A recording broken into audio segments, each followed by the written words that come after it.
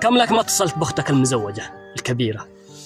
أول عيد، ثاني عيد، ثالث عيد، رابع عيد، ما سألت عليها صح؟ أنت اللي تشوف الفيديو، ما اتصلت بها، ما كلمتها، ما سألت عن حالها. يا بخير، في عافية صح، ذمة رجل آخر، ما عليه تحتاجه. البعض يا رجال يظن بأنه خلاص إذا زوج أخته أصبحت في ذمة رجل آخر ولم تعد تحتاجه، إذا في ذمة رجل آخر خلاص أنا سلمتها.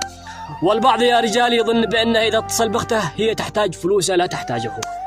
هي تحتاجك أنت، لا تحتاج فلوسك، تحتاج كلمة كيف أنت يا أختي، كيف حالش، إيش تحتاجين، أنا أخوش خدامش في أي وقت.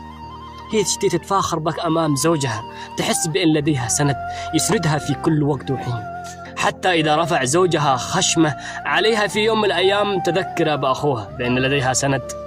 إذا كان لديك القدرة على فعل الخير، الله الله بأهلك، الله الله بأخوك، الله الله بأختك، الله الله بعمك، الله الله بخالك، الله الله بخالتك، الله الله بجدتك، الله الله بأقربائك، الله الله في أمك وأبوك، الله الله بأهلك، الله الله بالأرحام.